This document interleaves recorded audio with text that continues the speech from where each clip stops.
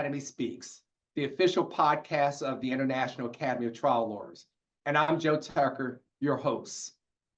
This podcast, as you know, was born out of a sense of urgency, an urgency around the world, and here at home, where the rule of law is under pressure. So are the values that make justice meaningful, things such as fairness, dignity, and inclusion. Today's episode brings us into one of the more pressing, I'll even call it third rail issues. It's a polarizing topic facing the legal profession, the assault on diversity, equity, and inclusion, or DEI as we talk about. In courtroom, in law, in schools, and even at some of the firms, DEI efforts are being questioned, dismantled, and are downright under assault. And in some cases, they're targeted by legal and political forces. To help us make sense of what's happening, the chaos that's going on around DEI, I'm joined by Doris Cheng, a powerhouse trial lawyer and champion for access to justice and a tireless advocate for equity in our profession.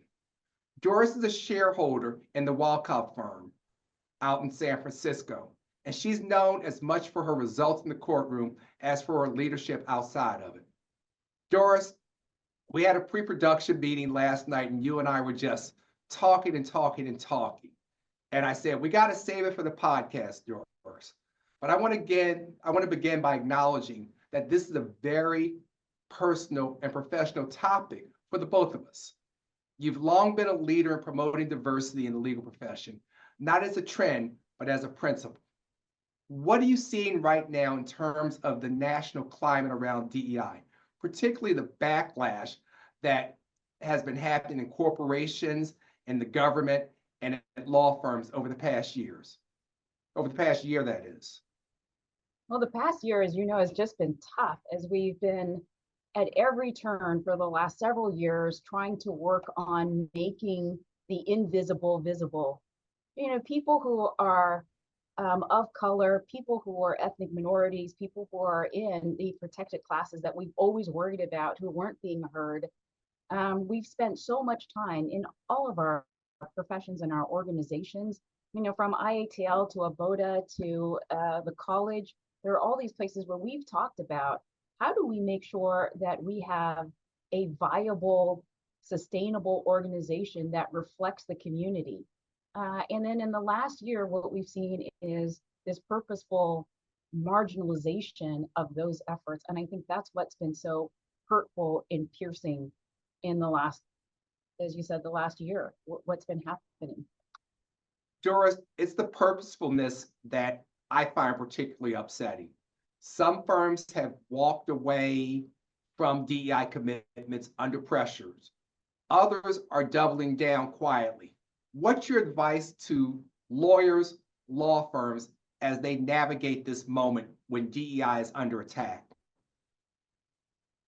Look at our obligations and our duty in our profession.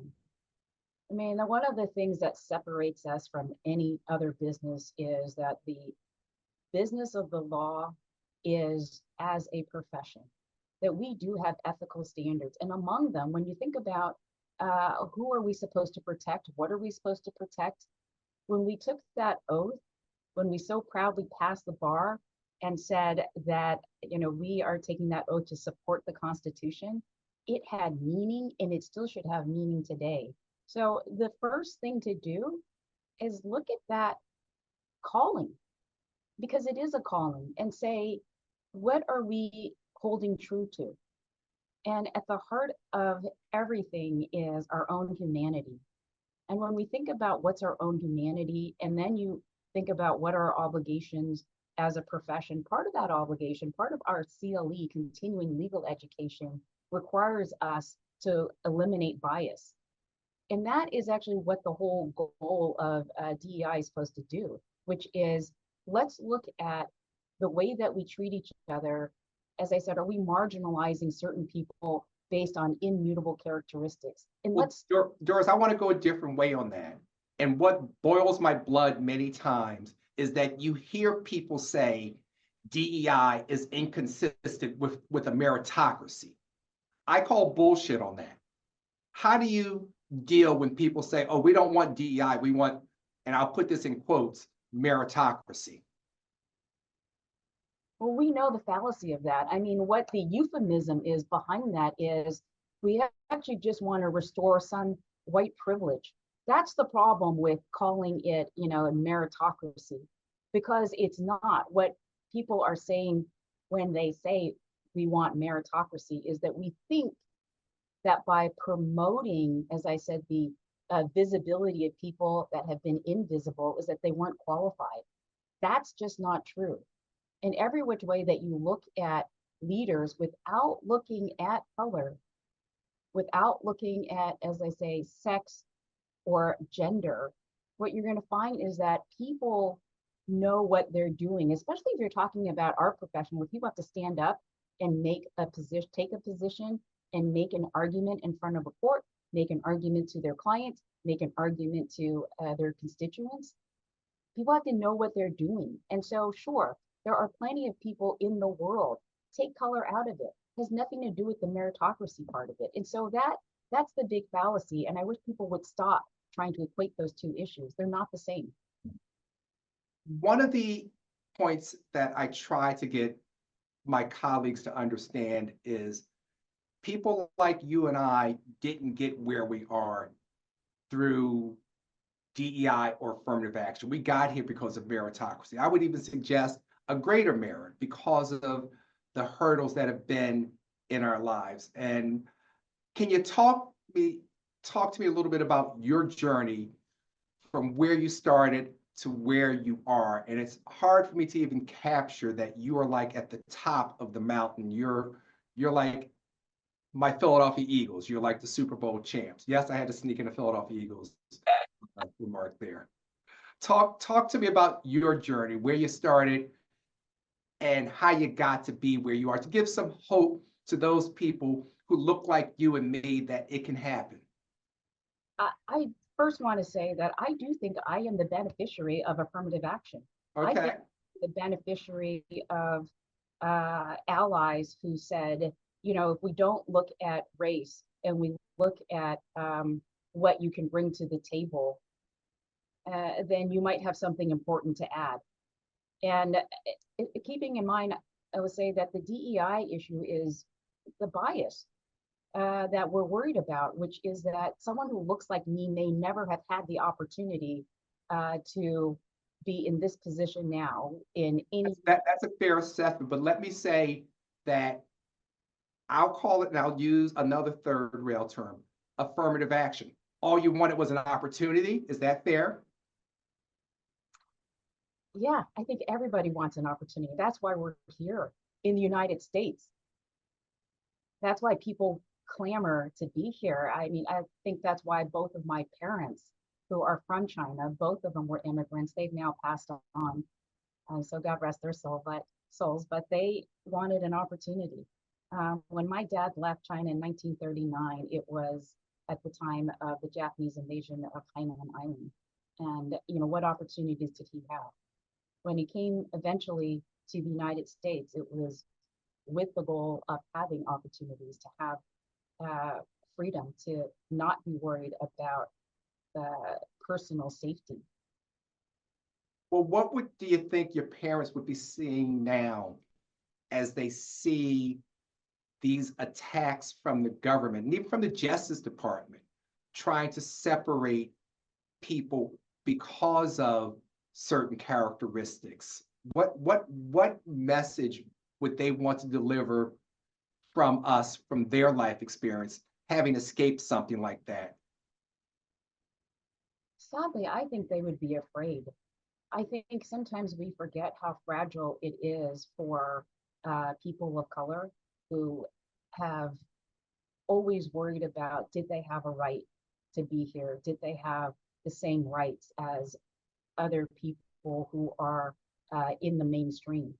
And I think the message and takeaway that, I mean, even as an adult, my family would have these conversations. Occasionally, my mom and I would, and they were always so poignant to me because the things that she did value were fairness, being treated right,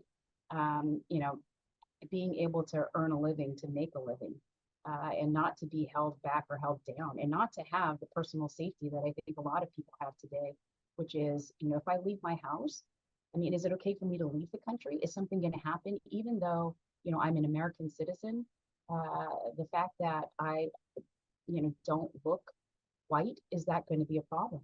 And I think for many immigrants, even though they've lived here for a long time, there's still the fragility, and that sometimes just the emotional carriage, carnage, baggage. I don't know what the right word is for that. I'll call it trauma. Trauma. And that's what I tell people sometimes when they ask me about myself. I say I am a survivor of trauma. The difference is, though, and you and I talked about this, is the trauma continues every day. And what people don't like, use of the word, the microaggressions that happen every day. I'm a constant victim of trauma. But, you encountered some of the isms as you have made your way to the top. What advice do you offer up to lawyers, to people just listening to this podcast? What do you offer up to them when they're facing these obstacles, both seen and unseen in their lives, to keep going? Well, you touch on so many things that I want to talk about with you all the time. Go ahead. I last night we were talking, I was like, Doris, we could talk about this all day. So go ahead, you go for it. And I'll even answer questions too. When you mention trauma, there is generational trauma that comes from any cultural experience. And I think about what our youth, and I'm going to say anybody under 30 right now is our youth, is encountering. And their trauma, from thinking back to where they started, it is school shootings, mass shootings. Yeah. It is 9/11. It is these rollbacks of diversity, equity, and inclusion. And inclusion is really a key word there. The promotion of a selfishness as opposed to a selflessness is part of the generational trauma that I think our next generation will have. In terms of hopefulness, I think one of the most important things that we can do, particularly in this time, is not to be judgmental of people, but to take stock of what is important about our humanity. As my parents went through their journey in becoming naturalized citizens, in raising 4 kids in San Francisco, I would say, one, necessity is the mother of invention, and you will always find common ground in the struggle.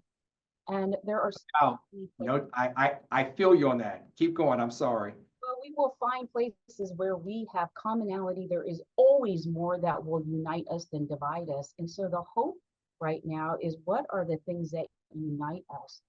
Because we cannot stand for the things that divide us. It is so divisive in this environment of targeting individual law firms, targeting individual lawyers, targeting people off the street, that are being abducted. Those are the things that make me worry, keep me up at night. And I will say the hope of all of that is that we will all find things that make us hopeful, that will tie us together in a community to say these things that we believe to be inalienable rights deserve protection. And if I look at my fellow brother, sister, person and see them suffering, don't I, as a moral human being, want to find a way to stop that suffering?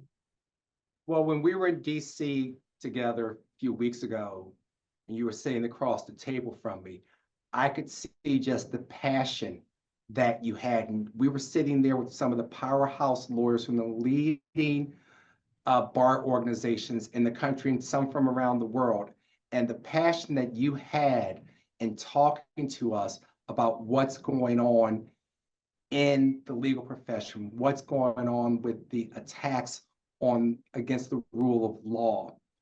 And I want to take away you know, from that, what gives you hope in today's environment with the attacks on DEI and the other attacks on separating people?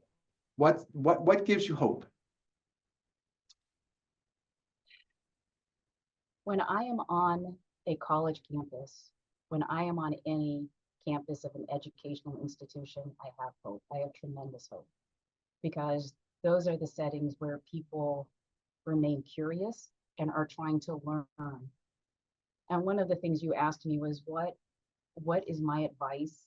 And I don't, I'd like to be more succinct about that and say, I think each one of us has to continue to look at what shoes are other people wearing, because you don't walk in their shoes unless you're willing to look at them and see where are those shoes. You know, the work that I have done in the last 10 years in the Caribbean basin has been some of the most powerful experiences of my life, because you know those are places where historically the United States has said, you know, we see commonality.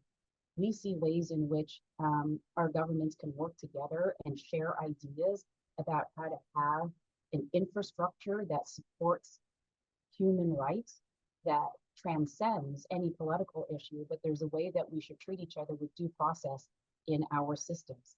And the spending time with people who don't live the way that, you know, I do in my community, you know, going to different states. And I'm not saying one is better than the other. I'm saying understanding that there are differences and being able to walk in somebody else's shoes is one of the most important things that we can do for ourselves. And certainly not judging, as I said, people. Let's judge conduct for sure. And let's Without a doubt, you are preaching. Keep on. I'm your amen corner over here. Keep on.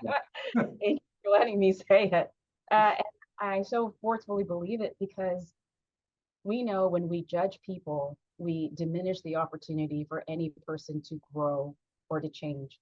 And I have to believe that in all the places right now where I have been disappointed by my fellow colleague, you know, in making deals on the attacks of specific law firms, I'm disappointed. I'm hurt, but I know they have to be hurt too. And there's enough hurt in the world that there's got to be a place where we will all look at each other and say, where is the common ground that we can make this better for each other and not compromise integrity, have moral courage, and have a strong enough voice where we don't feel Damn, Doris, you're making me feel good. You're giving me hope here. I'm feeling it. You're giving me hope. we have to find hope. Yeah. There is a better tomorrow for sure. So So wait, before you go, let me ask we're not leaving. I'm going to keep on talking to you. you've got this leadership. It's tremendously important and pressure filled, I have to believe. Where are you finding your hope, and where do you find your raison d'etre right now? If you remember from my dean's speech, and by background, I grew up in a Southern Baptist church here in Philadelphia. And my favorite gospel song is, "Nobody told me the road was easy. I don't believe you brought me this far to leave me. I feel no ways tired." Shit ain't difficult for me. It was difficult for my parents. All I have to do is show up and work. Racism, sexism, and all the isms, they don't bother me because I know what people before me went through to put me here. And if I can't speak up, then I consider this sort of a life wasted. And people speak up in their own different kinds of ways, and whatever small act. For me, it's doing this. It's leading the academy. It's voicing against wrong. The type of work I do doesn't lend it, the type of litigation I do, either represent a plaintiff or a defendant, doesn't lend itself for this type of voice. But I believe in an advocate in civil rights. And that's where I come from, and that's where my background came from. That's where my parents, when they were part of the great migration of Black folks coming from the South to the North, when they were looking for a better time and all they found was a different type of discrimination and racism here, I understand that what my father went through, being called an N-word, every day of his life while he worked with people who didn't like him simply because they didn't like the color of his skin. My mother working in an asbestos-filled factory, making $1.15 an hour. It's easy for me. I mean, we all have our own problems, but for me and what I know, what I see, I appreciate where I am, whose shoulders I stand on, and that I've been given this small platform to talk about. And shout out to my producer, Kevin. Are you there? I'm here. Kevin, Doris, you may find this difficult. People are actually listening to podcasts. I've gotten a few text messages, emails where people are saying, keep talking, keep doing what you're doing. So, Kevin, thanks for putting this out here, to people to listen on Apple, Spotify, and they can even listen to YouTube. So that's what motivates me, Doris, the fact that there are so many things going on. I wish I had more time and more energy. What keeps you going? Every day there is something that we can do to make things better. And the part that keeps me going is seeing people like you. I know we're making a difference in every way that we choose to step up, use our voice for good. It keeps me going. It does. I mean, there's a big plus side for immediate gratification. And when I see people like you, other people in the academy, people, as I said, in our board organizations that have tremendous gifts in speaking, in advocating, I feel hopeful. People in educational systems right now, I'll just give the shout out to the University of San Francisco. It's a Jesuit university, and one of the principal core beliefs is diversity. And so to see so many people have the same, as I said, unified belief in humanity, humanitarianism, civil rights, personal rights, and not at the expense of society. All of this has to work with everybody that we are living together with. And so that does give me a lot of hope every day that we're all still rowing in the same boat. As many people who it seems that have jumped off the boat, not lost. Well, I would rather be in the boat with you than anyone else because you are a warrior, and I'm glad you're on my side. And as one person who sent me an email, this isn't a Democratic or a Republican issue. This isn't a blue state, red state. This isn't the East Coast, West Coast against the middle America. These are true American values and values which makes this country. And we got a lot of shit going on here. I mean, a lot of shit that makes this country, I still think, the best country in the world. Whether or not American exceptionalism still exists, we can talk about that. Maybe we'll deal with that in another episode. My Canadian fellows have talked about that in a prior episode, but I love that people like you are out there fighting the fighting. And I want to thank you for joining us today, but more than just joining us, for your leadership and how you continue to show in every part of your work. You embody what it means to be a trial lawyer who sees the law as a tool for justice, not just a profession to make money. Now, to our listeners, if you believe in what you heard today, share this episode, subscribe, and join us next time as we continue this conversation with voices from around the world about defending democracy, the rule of law, and the soul of our profession. Catch us on Spotify, catch us on Apple, catch us on YouTube so you can see this stunningly beautiful plum-colored dress that Doris has on. And Kevin and I, pre-production, we were just complimenting Doris on this dress and how fabulous she looks. I'm Joe Tucker. I want you to keep speaking, keep standing, and always, always agitate. Thank you so very much, Doris. I hope to see you soon. Thank you, Joe.